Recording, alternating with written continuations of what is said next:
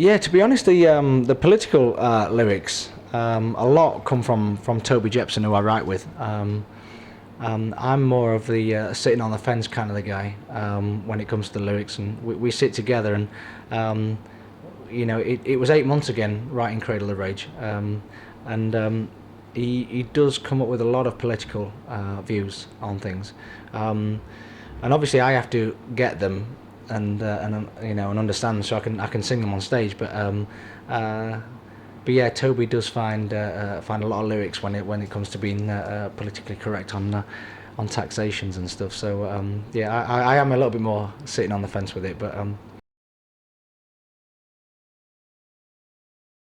no, because everybody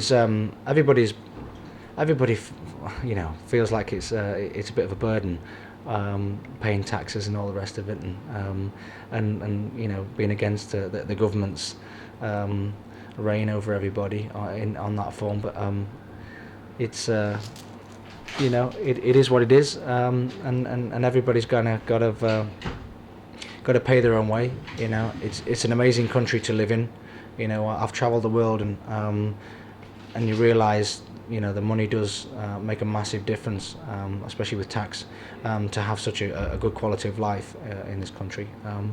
But it seems a little bit imbalanced in a few areas from the rich and the poor. Obviously, sometimes, when you hear about all these massive companies that have all the offshore accounts and all the rest of it that only pay a pittance of tax in this country, and they bank everywhere else.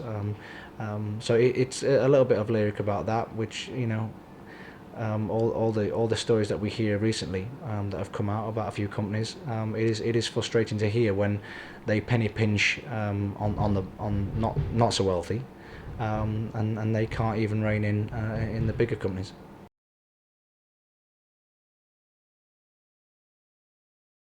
It's pretty tough. Our rock musician is pretty tough, because really it's very difficult to get radio play, because there's not many radio stations really that play guitar-driven rock these days.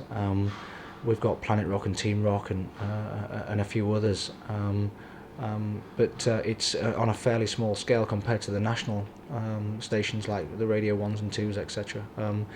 So it's all about playing live and building an audience in a traditional way, starting from the clubs and working your way up. But touring's very expensive.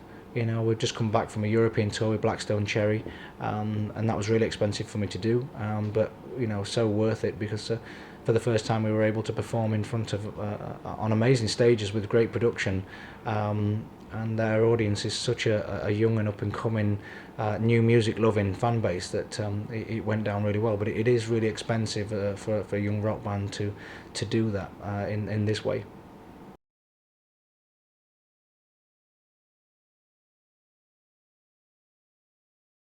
Living in the moment was really my kind of idea on a song that, with the stories that we're talking about with taxation and all the rest of it, and always looking for tomorrow, and worrying about tomorrow and what's going to come, if it's hand to mouth financially for you, or whatever the situation may be for you, you're always thinking about the next day.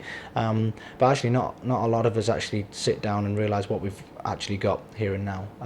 And that was the meaning from that I wanted to kind of do a song about, because I noticed throughout my life it was always the next thing, the next thing, the next thing, and I missed a lot about what was actually currently happening under my nose. So that was where that idea came from.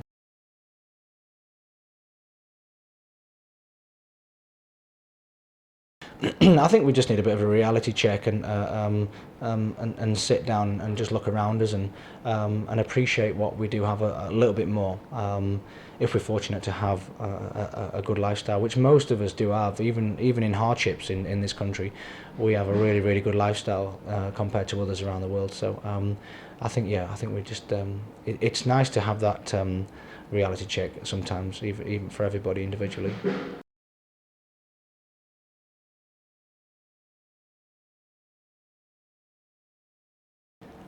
I've given everything, all my time, dedication, and finances, because it's been my baby really. I went to Scarborough for 8 months and checked into a hotel, and just wrote songs with Toby Jepson in his studio, and I didn't leave Scarborough until I had my first album to get things going. And then I put the band around it once I had the music, and then the finances, the PR, the marketing, and getting the agents and the managements was always a combined effort between me and Toby, because obviously Toby Jepson, the lead singer with Little Angels, he had the agency and the management that I've got now when he was singing, and it was about putting the whole team together once we got the material to kind of get on the ladder. And from that point on, it's just been non-stop for nearly 5 years now.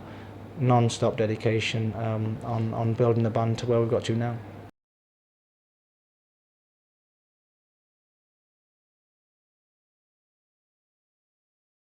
Nothing's given. There's not many handouts. You have to earn your stripes, especially in the rock world. There's a real kind of, you've got to go out there and do a certain amount of grafting and getting some dirt under your fingernails before the industry and the fan base really do welcome you into the rock family and the rock team. But I like that. I like that challenge of that. So I've enjoyed that side of it, and I've enjoyed how people in the industry and the fan base have kind of like steadily grown with the band as it's moved forward. It's not just been like a massive influx of trajectory on success. It's just been chipping away and chipping away, and a band to just have one album is just one or something. But I've noticed on now doing the second album, the amount of material that we've got now and the show that we put on, and the industry knows how hard you've worked for 4 or 5 years to earn those stripes. I'm feeling a little bit more accepted now with the band, and so it's been great. It's been a great process. Not easy at times, because you know what it's like backstage and performing in front of not many people at first, and the expense and trying to pay for the band and the musicians and the van and the hotels and booking the hotels and sharing a room with 2 or 3 other guys in a band, and there's some long days and nights, but at the end of the day, when we do perform and I perform the music that I've done, I really do love it. So you've just got to keep going.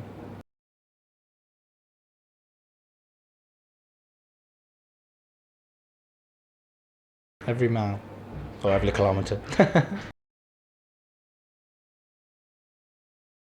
Sometimes when it was a long distance, because we did Paris to Zurich one time, and that was a long way. So as I was planning the hotels, I knew I had to drive 2 or 3 hours that night after the show to be able to get to the next show on time the next day. So it was pretty intense. I'm not sure if I'm going to be able to do that again. That was pretty intense, because the last show was in Hamburg, and so from Hamburg to London was about 8.5 hours drive. So yeah, as well as doing the shows as well, doing the driving was pretty intense. But again, it's you've got to put the work in at this level. They do, but it was such an experience to have his first European tour, and we were getting on with the Blackstone Cherry guys so well. They're such nice guys that all the band were having a few beers after the show and enjoying themselves, and I don't drink so much anyway. I do have the occasional, but I thought I'll let them have a real good time on this European tour, and I'll do all the driving and do it that way. But it was pretty tough. By the end of it, I was pretty sharp. But again, all the hard work was worth it.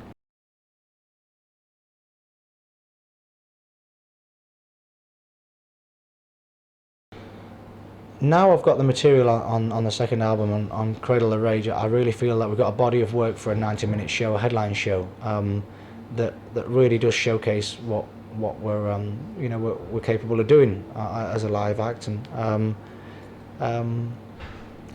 to get the reactions. Now these are our headline shows, because we've been supporting quite a bit, and when you're trying to win over a brand new crowd that's there for somebody else, it's pretty tough sometimes. So now we're doing our own headline shows now, and we've actually sold out a third of this tour.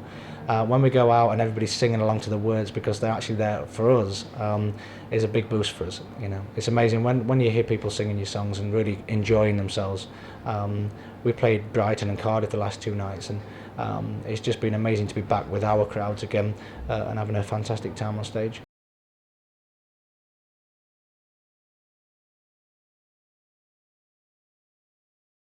No, it's not actually that. Actually, it's not actually about getting your fingers burnt.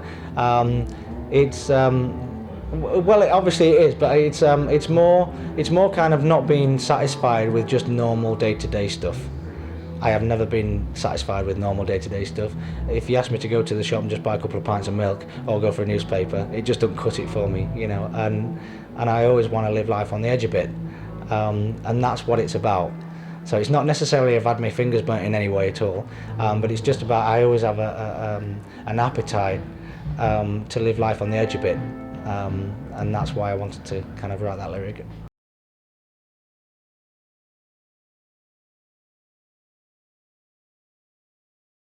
Oh, good question. We headlined the Ramblin' Man Fair Festival last year, which was our first main stage appearance on any festival in front of, I think it was about 15,000 people, and that was the first time where I really got the jitters and the adrenaline rush of anticipation, and I had that weekly with an old job I used to have, and it was the first time in music that I had exactly the same rush and nervousness, so that was a nice moment.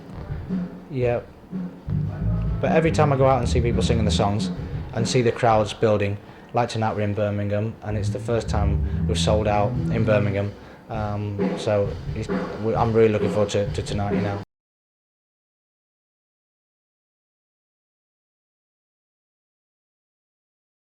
Yeah, of course it is. It was all about the music reality shows, but not in a way that I wanted to kind of criticise or diss them. It was just I've watched it over the last couple of years, and I've actually been on festivals where runners-up and ex music TV talent shows are on, and they've done so well on the show, and then you literally see them in a year's time, and they tell the story of how they've been dropped and how they've been treated once that point's on, and I was like, oh wow, for a young person to get promised so much and then for it to be taken away, you know, that's where we got the puppet on a chain, because they're just like puppets a little bit, especially with the contracts that you hear that they have to sign before they enter the show like that. And if you win and you're massively successful, it's an amazing opportunity for these people. It's obviously, but there's a lot of people that are promised quite a bit, and it drops off the cliff, and it must be very difficult for them.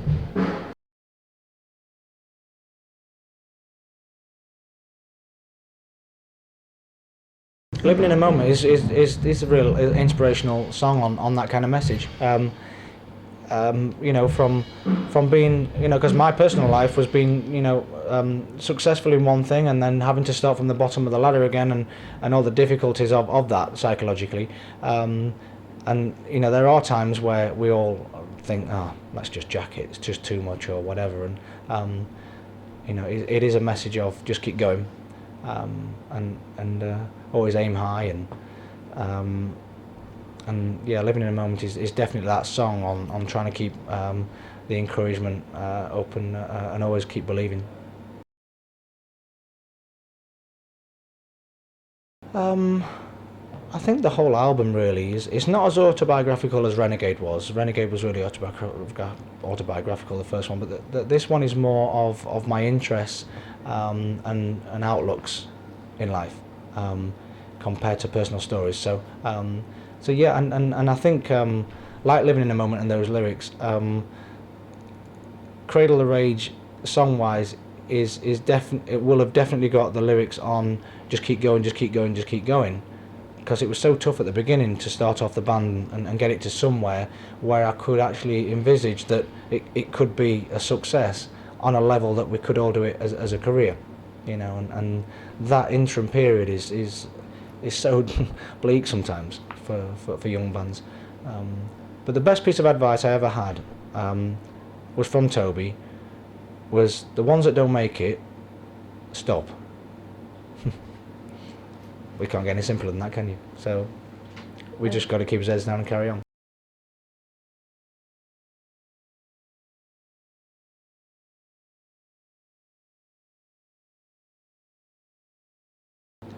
Oh, well, we've just got in the first top four. We've got in the top 40 midweek on the album, which is a real milestone for us. Number 37 in the charts. So that was a real moment for us. So we had a bit of a celebratory drink the other night for that.